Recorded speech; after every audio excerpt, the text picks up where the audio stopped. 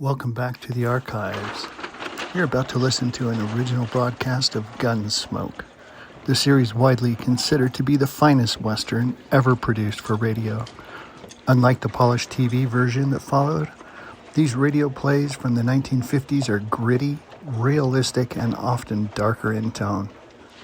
Listen closely to the sound design, known as the pattern, which revolutionized how radio drama was produced.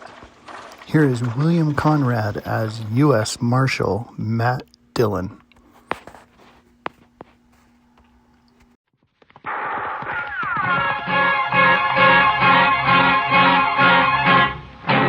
Around Dodge City and in the territory on West, there's just one way to handle the killers and the spoilers, and that's with a U.S. Marshal and the smell of Gunsmoke.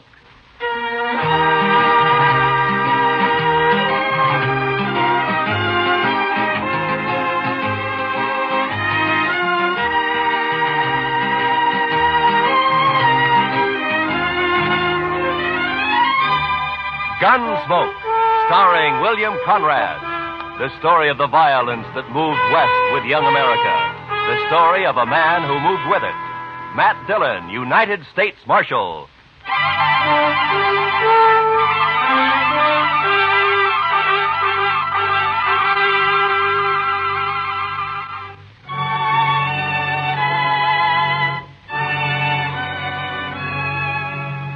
I think it was the nastiest weather I'd ever seen. It wasn't that there'd been a big storm or anything. It was just plain nasty. The sun hadn't shone for 3.5 weeks. Nothing but huge banks of black clouds that filled the sky and never moved. And when it finally broke, it was a downpour of the coldest and dreariest rain you ever saw. For 2 days, Chester and I never went out of the office. We didn't need to. There was nothing going on in town. There wasn't a soul on the streets. Everybody just holed up. Chester and I kept the fire going on the stove and tried to keep as warm as we could. And then on the morning of the third day... Mr. Dillon? Mr. Dillon! What? Wake up, Mr. Dillon. What? What is it, Chester? What's the matter, huh? Come over here and look out the window. My goodness sakes alive. Oh, what's the matter? What's happened? Just look. It stopped raining. Oh? The clouds are beginning to blow away. Why, I bet you we'll be seeing the sun before the day is over. Well, I hope you're right. We could use a little sunshine. We sure could. You know, Mr. Dillon, I've been so blue for the last couple of days. I boiled some coffee for you. It's on the stove. Oh, thank you, Chester. Yeah, like I was saying, I've been just awful low, Mr. Dillon. It's funny how the weather affects you, isn't it? Yeah, it does almost everybody, Chester. This coffee's good. Oh, thank you, sir. Chester, how'd you like to go for a little ride, huh? Make us feel good to get out in the open after being cooped up for the last couple of days. Why don't we ride down to old man Johnson's? I've been meaning to talk to him anyway. Well, I'll say that's a wonderful idea, Mr. Dillon. I'd be proud to go. Besides, Thurlow needs a good workout. I don't know of anything that's worse for a horse than just standing around in a corral. All right, Chester. I'm going to take time to shave, then we'll get some breakfast and ride out. Well, yes, sir, Mr. Dillon. Yes, sir.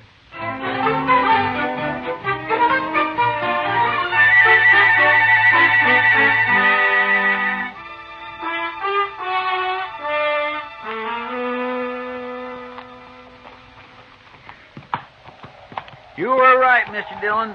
Nothing like a ride in real brisk weather to make you feel fitter than a fiddle. Well, I'd say it's a little more than brisk, Chester. It's downright cold. This wind doesn't help much. Well, we haven't got much farther to go. How far would you say we've come? Oh, about 15 miles. Well, then we should be there pretty soon. There. Look at there, Mr. Dillon. What to tell you? What? There's a patch of sunlight just come through. Over there to the right, see? My, isn't that pretty? Chester. There by that hackberry tree there in the sunlight. You see? What is that? Can you make it out? Where? Oh, yeah, I do see something, but I can't... Come on, let's ride over to it, huh?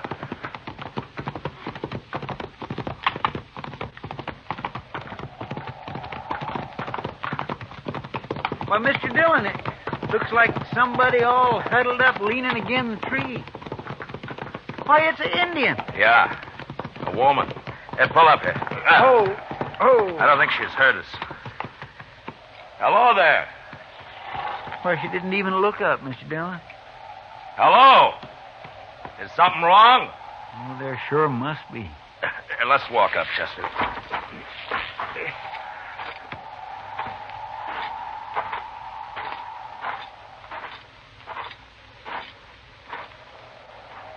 Can we help you, miss?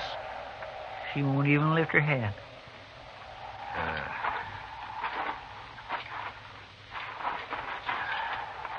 Miss, what's wrong? She looks sort of befogged, don't she? Yeah. Miss, here, look at me. No, I'm not going to hurt you. Chester, she's burning up with fever. Well, what in the world is she doing way out here in the middle of nowhere anyway? Being out here in all this weather, she's probably caught her death in the morning. Yeah, you may be right, Chester. We're going to have to get her back to Dodge fast. She needs the doc real bad. Get the horses. We're going to have to hurry.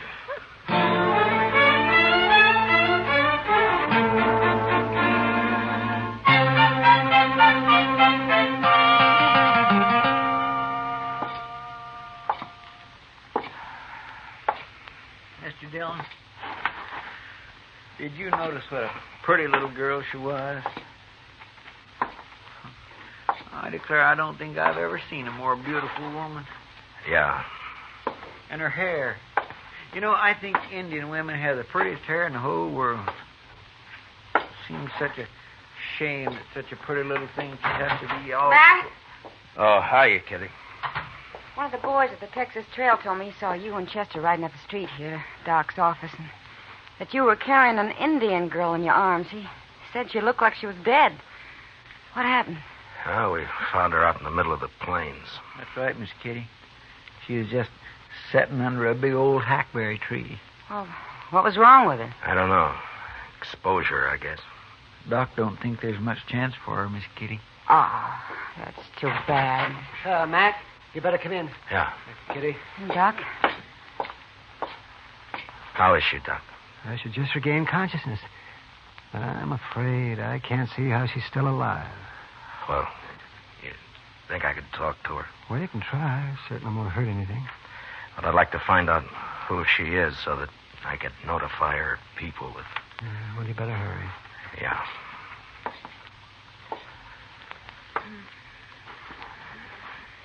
Miss?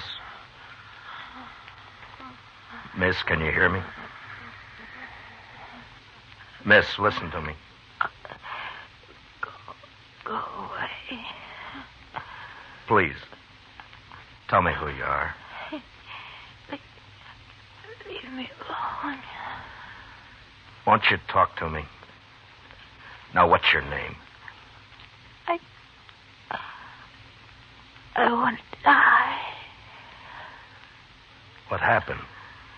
Why were you out on the plains all by yourself? Were you lost? I want to die.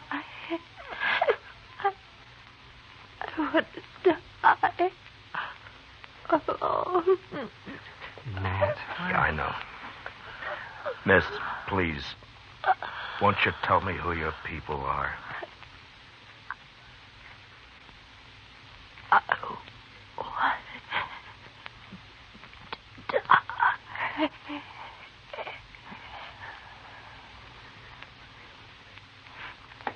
Well?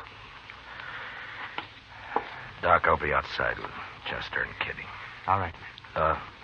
When you come out, would you bring me her ring and that necklace she's wearing? All right, Matt, if you want. But what... Just bring them to me, will you?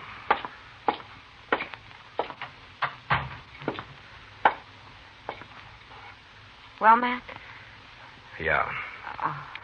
Chester, we got a job on our hands. Yes, sir, Mr. Dillon? There's something wrong about this, and I'm going to find out what. What do you mean? She was wearing a gold wedding ring. Yes, but Mr. Dillon, Indians don't use wedding rings. I know. Then you mean you think she was married to a white man, Matt? Yeah. Here's a necklace, Matt. Thanks, Doc. Have any of you heard of anybody around town marrying an Indian girl in the last year or so? No, Matt. No? Well, there ain't but one squaw man in the whole town that I know of, Jack Benson. And he married his squaw some 8 or 10 years ago. Well, then we're going to have to start from the other end. We've got to identify her. We'll have to find out what tribe she's from. Well, she looks like an Arapaho, Matt, from her clothing. Well, I thought that too, Doc, but which camp? There are 3 Arapaho camps within 40 miles of here. Say, Mr. Dillon, maybe Great Eagle could help you. Yeah. He's camped down by Sandy Fork now, isn't he? He knows you. He's about the friendliest Indian around here these days. Say, Matt, don't you think this might cause trouble if you let them know that a white man is mixed up in this? What?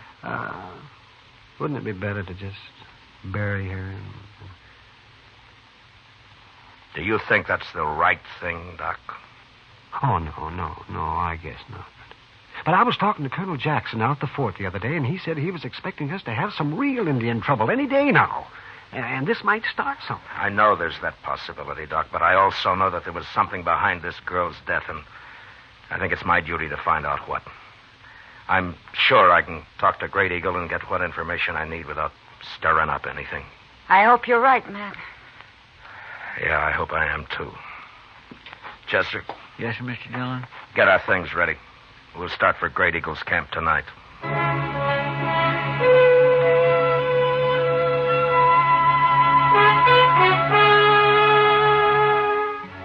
I figured it'd take us about 5 hours, and I was pretty close to right. The sun had been up maybe 30 or 40 minutes when we came to the crest of a range of hills. And there, spread out below us alongside the Sandy Fork, was Great Eagle's camp. We were spotted a good while before we got there, and when we pulled up, all the squaws had disappeared, and we were greeted by what looked like the entire male population. They just stood and watched us sullenly as we dismounted.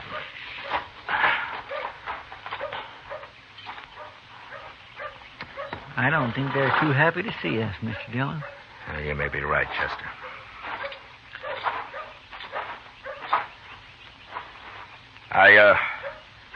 I've come to see your leader, Great Eagle. Tell him his friend Matt Dillon has ridden from Dodge City to see him. Maybe they don't understand. No, they understand, all right. Please tell Great Eagle it's of importance that I see him. You are not wanted here. Great Eagle will not see you. Why don't you let Great Eagle decide that?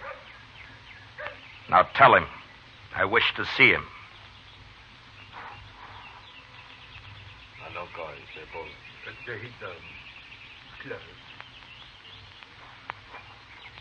Great Eagle is ill, but I will tell him you are here. I thought for a minute there that we'd rode all this way for nothing, Mr. Dillon. We may have, Chester. I wouldn't say these fellows is very sociable, would you? No. Doc must have been right about trouble brewing. Well, the last time we was out here, Great Eagle was real friendly. I swear I don't know what we've done to make Chester, them feel so... You're talking too much. Yes, sir. Come.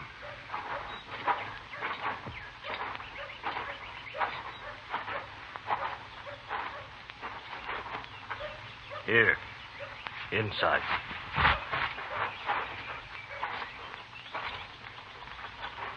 Matt Dillon, it is good to see you once more. And you, Great Eagle. You wish to talk with me? Yes, I do. I'm in need of your help. To be able to return your many kindnesses pleases me. I would first like to explain to you that I am aware of the unrest between your people and mine. And it's my desire that what I tell you be as a confidence between friends. If it were known, it might cause further trouble. It will be as a confidence. Thank you. Well, yesterday we found a young girl on the plains. She suffered from exposure. So we took her back to Dodge City for medical attention as fast as we could, but we were too late. She was of your people. Her clothing told me that, so I came to you to help me identify her. I can't tell you why, but I feel that there was evil behind the death of this girl, and I must find out about it. You see, she was wearing a gold wedding ring. The ring of a white man. Can you describe the girl? Well, I can only tell you that she was of great beauty and... Well, here, she wore this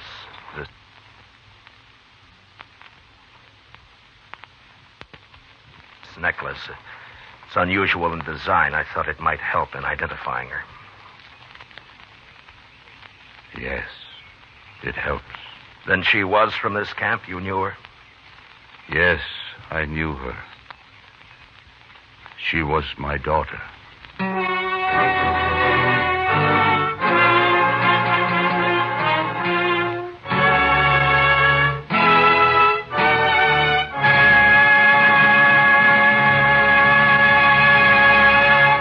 We will return to the second act of Gunsmoke in just a moment. But first, this Monday night, hear Virginia Mayo as a beauty who became one of the great skippers on the China Run. Remember, it's a full hour of dramatic adventure this Monday night on the Lux Summer Theater over most of these same CBS radio stations. Now, the second act of Gunsmoke.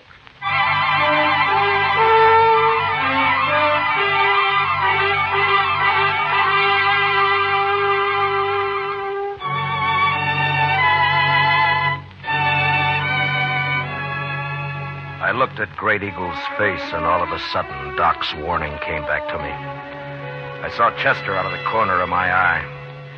He looked exactly the way I felt, that hopeless feeling of not knowing what to do. I guess we must have stood for maybe a minute. Nothing was said. This man sitting before us, this man of great dignity, with his bronze face showing no emotion, just staring into nothing, holding the necklace in his huge hands. Great Eagle, we had no idea. Thank you. I understand. I'm sorry to have to ask this now, Great Eagle, but do you know what might have happened? I know nothing. Where is my daughter? She is at Dr. Adams' office in Dodge City. She will be buried here. I will come for her. You mean come into Dodge? I will be there before sundown of this day. Well, Great Eagle, with this unrest between our peoples, I don't think it would be but wise to come right into town. There are people there that might cause trouble. Before sundown, I will come for her. But isn't it running a chance unnecessarily? We could arrange to meet you on the other side of the river, or maybe... Before sundown of this day, with my braves, I will come into Dodge City for my daughter. But you can't bring your braves right into... All right, Great Eagle, I'll do what I can to see that there's no trouble. Before sundown, then.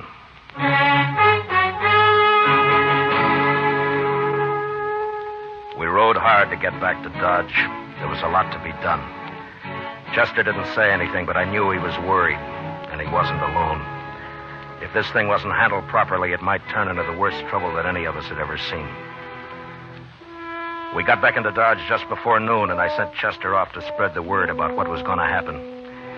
I figured it was better for everybody to know about it as soon as possible. Then if trouble did start, maybe I could stop it before Great Eagle arrived. I went to the office, tried to finish some work. But I kept seeing the girl in front of me. Hearing her say, I want to die. I want to die. Must have been 3 hours later when Chester came in. Told me that the trouble had started. It was Black Dawson down at the Alafraganza.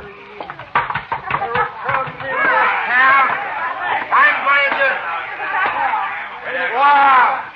Wait a minute. If it isn't the big, brave U.S. Marshal himself. Look at him, boys. The man who's supposed to protect Dodge City. All right, Black. You've said enough. When did you start deciding how much people can say, huh, Marshal? Huh? I'm taking this from you, Black, because I got enough trouble right now, but don't say any more. Now come outside with me and simmer down. Go outside and simmer down. Why should I listen to an Indian lover? Yeah, a man who's going to let those dirty, stinking Indians come right into Dodge and take over. All right.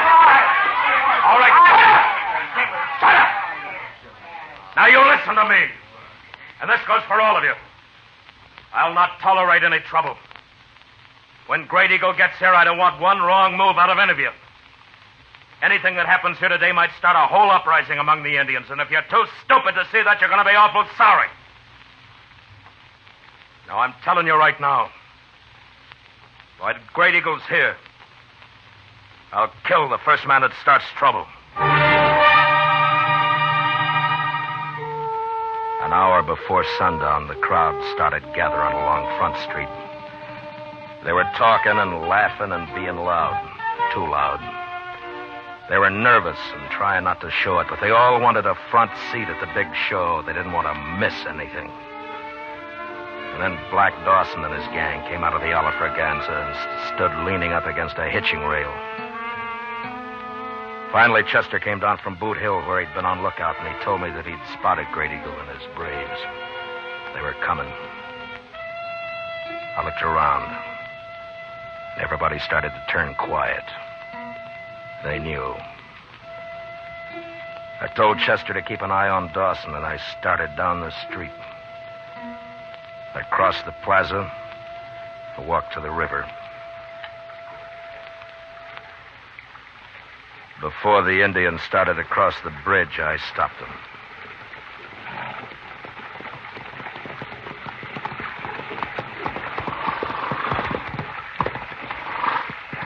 Great Eagle, I can't let you bring all your braves in. You may bring 2, and that's all. You see all those people over there? They're just itching for trouble, and I can't chance it. I'm sorry, but that's the way it is. I will bring all my braves. I'm sorry, Great Eagle, but don't try it.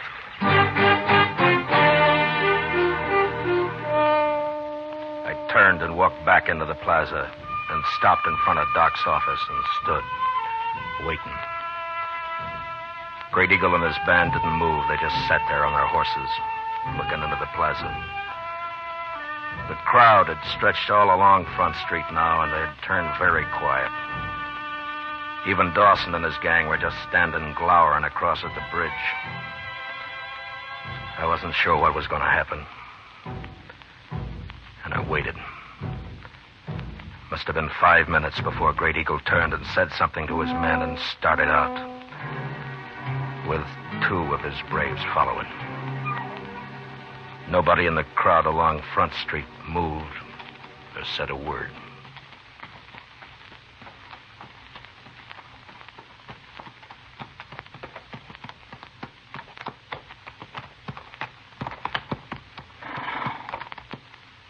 Where is she?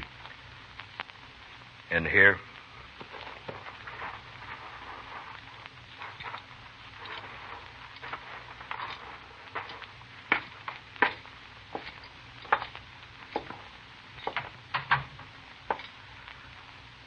She's in there. I want to talk. Come in with me. All right.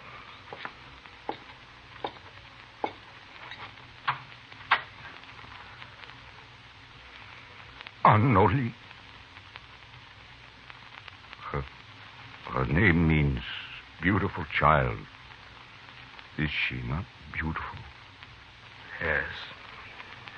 She is, Great Eagle. Matt Dillon, I have done something today I have never before done. I have always thought myself a man of honor. But today I spoke a lie to you. To me? Yes. I know of what happened to my daughter. I must tell you to regain at least part of my self-respect. All of it I can never regain. Many moons ago, my daughter disappeared. We searched for a long time, not knowing what had happened to her. 4 days ago, she came back. She told me of her marriage to a white man and how she was with child. Of how she had met this man on the prairie and had fallen in love with him. Of how they had gone to Hayes City. Of the great love they had for each other. And she told me of the slow change that came over him. When his fellow men began to laugh at him and with derision call him Squaw Man. And how the white man is ashamed of the Indian. The white man has great pride. She told me how he turned her away, told her to go back to her own people where she belonged. Great Eagle, I'm very sorry. At that moment, I was with great anger and pride. And for this, I will never again be a man of honor. I told her to go back and live with the white people in shame. That she was no longer an Indian. That the Indian, too, is a proud people. I am responsible for her death. I turned away from her. You may do what punishment you like with me. I killed my daughter.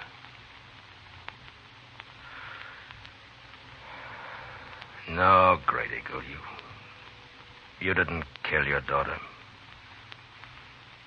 She died because of pride. Yours and the white man's. As to your punishment, I think you're getting it right now. Now take her and go.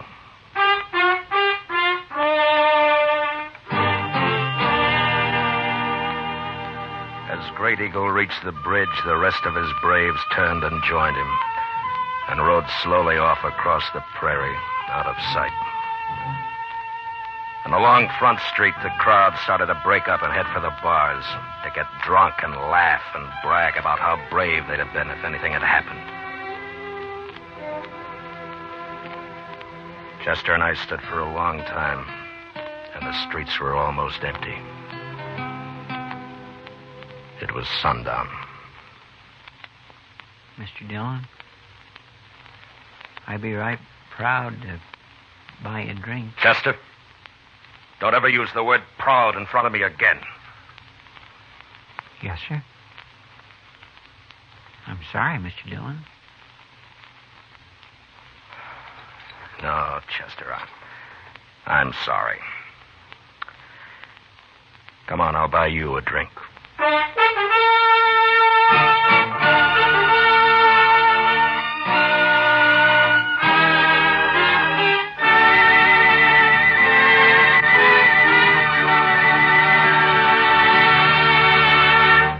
Gunsmoke, under the direction of Norman MacDonald, stars William Conrad as Matt Dillon, U.S. Marshal. Tonight's story was written for Gunsmoke by William Conrad, with music composed and conducted by Rex Corey. Featured in the cast were John McIntyre as Great Eagle, with Michael Ann Barrett, Lawrence Dobkin, and John Daner. Parley Bear as Chester, Georgia Ellis as Kitty, and Howard McNear is Doc. Join us again next week as Matt Dillon, U.S. Marshal, fights to bring law and order out of the wild violence of the West in Gunsmoke.